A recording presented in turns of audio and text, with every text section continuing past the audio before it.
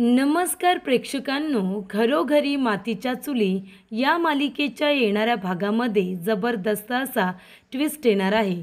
तर प्रेक्षकांनो, आपण बघितलं इथे जानकीची आणि लताची फायनली भेट झालेली असते। जानकीला कळतं की लता हीच खरी तिची आई आहे आणि दोघ्या माय लेकींची भेट आता झाल्यानंतर इथे ऐश्वर्याने पुन्हा एकदा दोघींना एकमेकांपासून वेगळं केलेलं असतं। तर इथे जानकीवरती लताच्या खोट्या खुनाचा आरोप करत इथे पोलिसांनी जानकीला अरेस्ट केलेलं असतं आणि तिला आता पोलीस स्टेशनला घेऊन गेलेले असतात। पण प्रेक्षकांनो, इथे जानकीला माहिती आहे हे सगळं कारस्थान ऐश्वर्याचं आहे। ऐश्वर्यानेच तिला या खोट्या खुनाच्या आरोपाखाली पोलिसांना अरेस्ट करायला सांगितले। पोलिसांना खोटे पुरावे आणि खोटे साक्षीदार दिलेत। इथे खोटे पुरावे सादर करण्यामध्ये ऐश्वर्या खूपच जास्त माहिर आहे, ही गोष्ट आता जानकीला माहिती असते।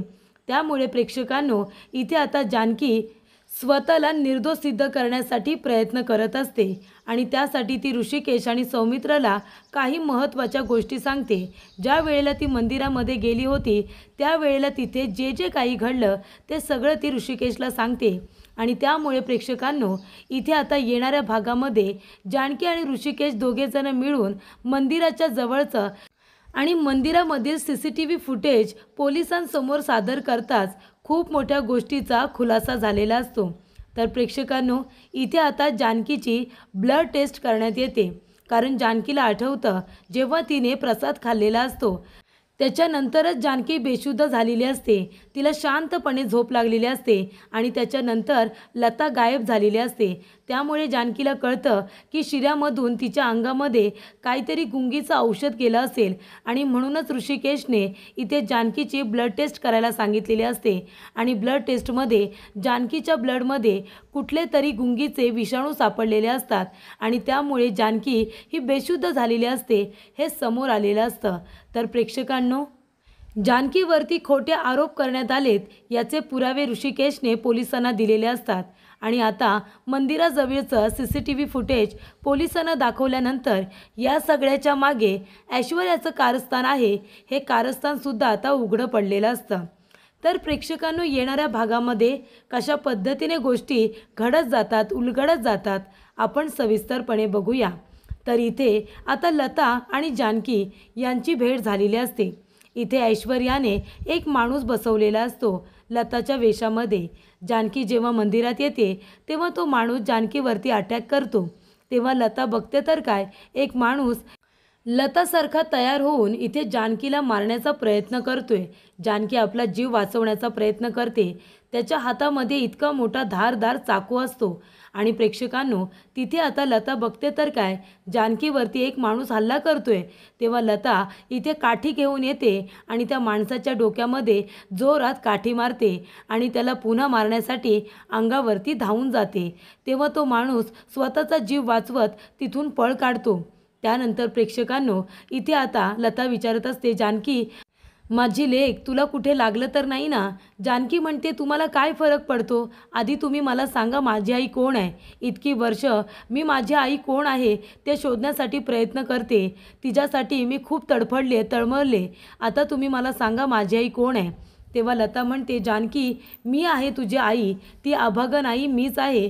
तेव्हा लता इथे आता जे काही सांगत असते ते ऐकून इथे जानकीला धक्का बसतो। जानकी म्हणते, काय तुम्ही माझी आई? तेव्हा लता म्हणते, हो जानकी, मीच तुझी आई आहे। तुझा विश्वास बसत नाही आहे का? हे बघ, हा बघ तो फोटो, याच्यामध्ये तू सुद्धा आहेस आणि मी सुद्धा। तेव्हा इथे जानकीला आता सगळी घटना लता समजावून सांगते की तिने जानकीला मधुभाऊंच्या आश्रमामध्ये सोडलं होतं आणि त्यानंतरला ती निघून गेली, पण प्रत्येक दिवशी प्रत्येक वेळी ती आपल्या मुलीसाठी तळमळत होती, तडफडत होती आणि आता तिला कळलंय की जानकी हीच तिची मुलगी आहे।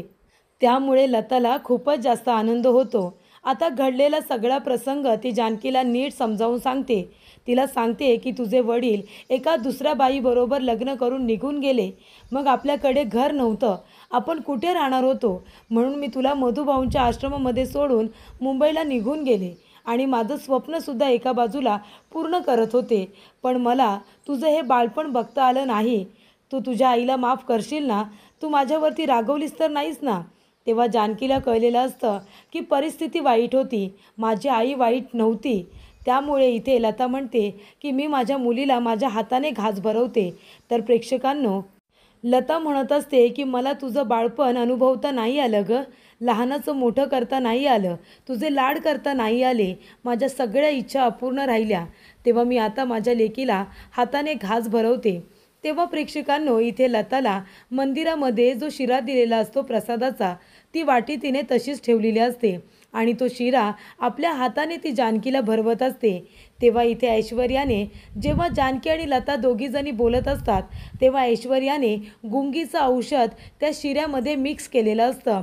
जेव्हा इथे लता जानकीला तो शिरा भरवत असते तेव्हा ऐश्वर्या म्हणत असते, खा जानकी खा, तुझ्या आईच्या हाताने हा शिऱ्याचा घास खा, पण हा शिरा जेव्हा तुझ्या पोटात जाईल ना तेव्हा तुला शांतपणे झोप लागेल.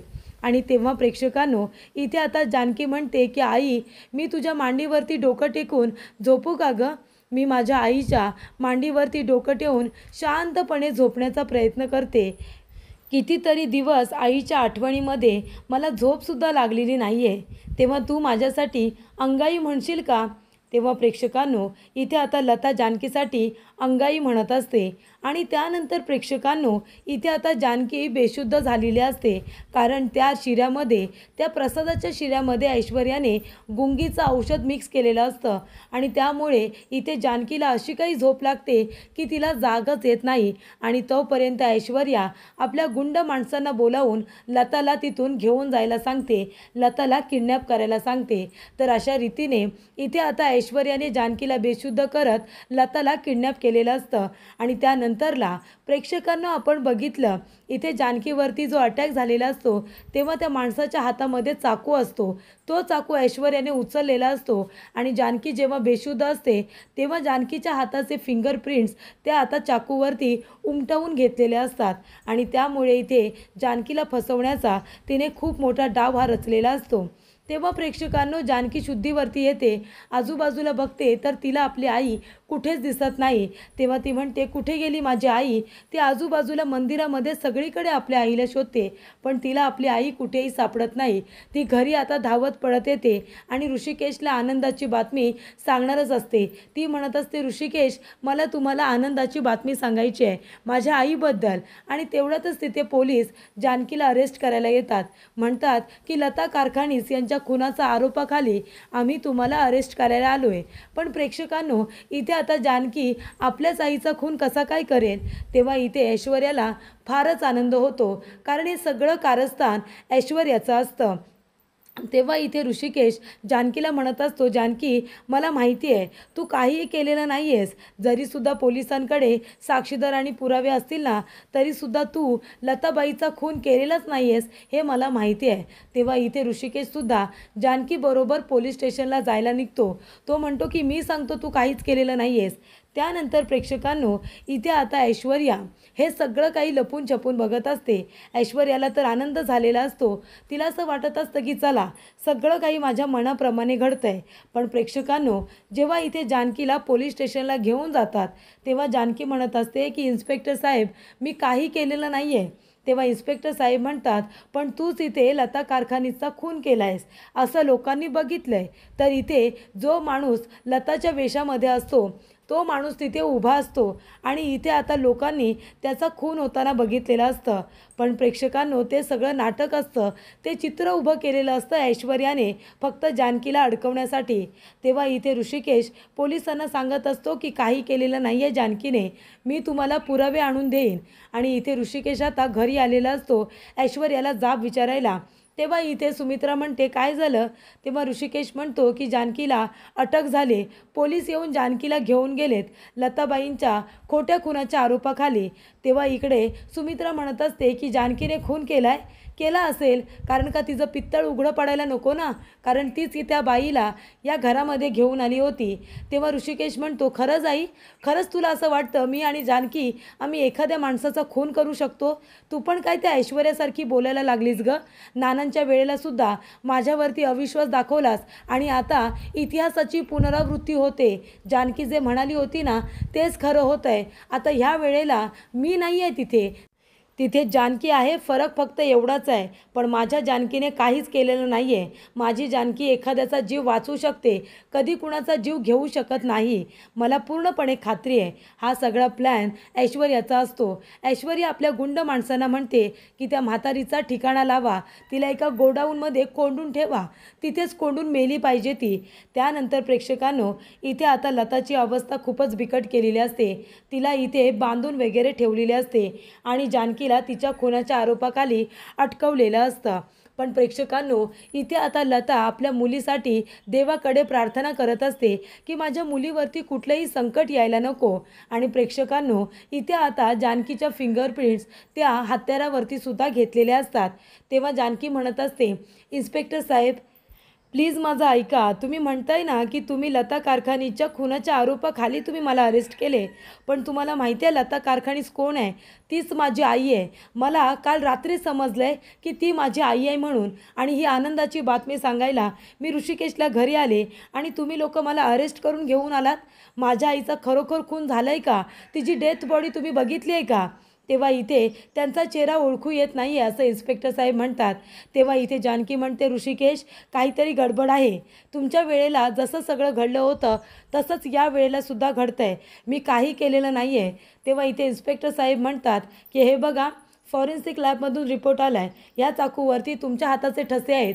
तेव्हा जानकी म्हणते, हो असतील ना, कारण जेव्हा मी मंदिरामध्ये माझ्या आईला भेटायला गेले होते तेव्हा एका माणसाने माझ्यावरती अटॅक केला आणि हा तोच चाकू आहे. तुम्ही जरा ऐकून घ्या माणसाचं, हा तोच चाकू आहे. आणि त्यानंतरला त्या चाकूवरती माझ्या हाताचे फिंगरप्रिंट्स घेतले असतील जेव्हा मी बेशुद्ध झाले. कारण जेव्हा मी माझ्या आईच्या मांडीवरती डोकं ठेवलं त्याच्यानंतर मला जागच आला नाही आणि जेव्हा मी जागी झाले तेव्हा तिथे माझी आई नव्हती. मग मला या प्रकरणामध्ये फसवलं जातं आहे असं आता जानकी म्हणते. जेव्हा जानकी म्हणते, ऋषिकेश तुम्ही एक काम करा, तुम्ही आता इथे मंदिराच्या आजूबाजूला कुठे CCTV फुटेज आहे का ते बघा. मंदिरामध्ये CCTV कॅमेरे आहेत, त्याचं फुटेज मिळवा. त्याबद्दल कुणालाही माहिती नाही आहे. मागे एकदा चोरी झाली होती तेव्हा मंदिरामध्ये कॅमेरे बसवण्यात आले. तुम्ही जा आणि CCTV कॅमेरे मिळवा आणि त्याचं फुटेज इथे पोलिसांना दाखवा. काल रात्री जे काही घडलं आहे ना ते कॅमेऱ्यामध्ये नक्कीच सगळं काही इथे रेकॉर्ड झालं असेल. तेव्हा ऋषिकेश म्हणतो, जानकी ही खूप चांगली आयडिया दिलीस तू. मी सौमित्राला सुद्धा सांगतो. सौमित्र म्हणत असतो की वहिनी तुला काही होणार नाही आहे, मी तुझ्या बेलचे पेपर तयार करतोय. तेव्हा इथे आता जानकी म्हणत असते की ऋषिकेश आणि सौमित्र भाऊजी, म्हणजे ज्या वेळेला मी माझ्या आईला भेटले तेव्हा तिने मला शिरा भरवला आणि त्यानंतरचं मला काहीच आठवत नाही आहे, म्हणजे नक्कीच मला बेशुद्ध करण्यात आले. तेव्हा इथे सौमित्र म्हणतो की वहिनीची ब्लड टेस्ट करा आणि तिचा रिपोर्ट बघा, त्याच्यामध्ये नक्कीच आपल्याला इथे गुंगीचे काही अवशेष सापडतील. तेव्हा प्रेक्षकांनो, पोलिसांनी इथे आता जानकीचं ब्लड टेस्टसाठी दिलेलं असतं. तेव्हा इथे जानकीचे रिपोर्टसुद्धा येणार असतात. ऐश्वर्या आता पूर्णपणे टेन्शनमध्ये आलेली असते, कारण सौमित्र स्वतः आणि ऋषिकेश स्वतः या केसमध्ये लक्ष देत असतो. तेव्हा सौमित्र म्हणत असतो की वहिनीचे ब्लड टेस्ट हे व्यवस्थित झाले पाहिजे, नाहीतर मागच्या वेळेसारखं कुणीतरी त्याच्यामध्ये सुद्धा अदलाबदल करेल. तेव्हा मी स्वतः हे रिपोर्ट घ्यायला जाणार आहे असं सौमित्र म्हणतो. तेव्हा प्रेक्षकांनो, इथे आता जानकीच्या ब्लडमध्ये गुंगीचे काही घटक सापडलेले असतात. तेव्हा इथे ऋषिकेश म्हणतो, बघितलं तुम्ही, जानकीला इथे प्लॅनिंग करून फसवण्यात आले. तिच्या ब्लडमध्ये हे गुंगीचे आता विषाणू सापडलेले आहेत. तेव्हा प्रेक्षकांनो, इथे आता पोलीस म्हणत असतात की हे तर खरं आहे, म्हणजे त्यांच्या ब्लडमध्ये इथे गुंगीचं औषध सापडलं आहे. पण प्रेक्षकांनो, इथे आता फिंगरप्रिंटचं काय करायचं? तेव्हा जानकी म्हणते, इन्स्पेक्टर साहेब अहो, मला बेशुद्ध केल्यानंतर त्या चाकूवरती माझ्या हाताचे ठसे उमटवलेत. अहो, मंदिरामध्ये जेव्हा मला जाग आली तेव्हा आजूबाजूला रक्त नव्हतं, तिथे कुणीच नव्हतं, माझी आईसुद्धा तिथे नव्हती. म्हणजे नक्कीच माझ्या आईला कुणीतरी इथे किडनॅप केलं आहे किंवा तिला मारण्याचा प्रयत्न केला असेल. तुम्ही प्लीज इथे माझ्यावरती वेळ वाया घालवण्यापेक्षा तुम्ही माझ्या आईचा शोध घ्या. तेव्हा प्रेक्षकांनो, इथे आता सौमित्र आणि ऋषिकेश दोघेजण मंदिराच्या आजूबाजूला जेवढे CCTV कॅमेरे असतात तेवढ्यांचं फुटेज चेक करतात आणि मंदिरामधलं सुद्धा फुटेज चेक करतात. तेव्हा इथे घडलेला सगळा प्रकार आता त्याच्यामध्ये रेकॉर्ड झालेला असतो. तेव्हा ते फुटेज मिळवल्यानंतर ते पोलिसांना दाखवलं जातं आणि कशा पद्धतीने जानकीला फसवण्यात आले हे सुद्धा इथे आता सगळेजण बघतात. आणि इथे बाजूला ऐश्वर्या लपून छपून सगळं बघते, हे सुद्धा आता CCTV कॅमेऱ्यामध्ये कॅमेऱ्यामध्ये रेकॉर्ड झालेलं असतं। त्यामुळे इथे सौमित्र म्हणत असतो की हे बघा, जानकी वहिनीला फसवण्यात आले। तिने आता तो शिऱ्याचा घास खाल्ल्यानंतर ती आपल्या आईच्या मांडीवरती शांतपणे झोपली होती।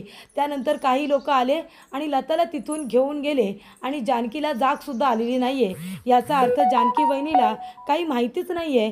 त्याच्यामुळे हे सगळं जानकी वहिनीने केलेलंच नाही आहे। तुम्ही एक काम करा, जानकी वहिनीला सोडा आणि त्या ऐश्वर्याला पकडा।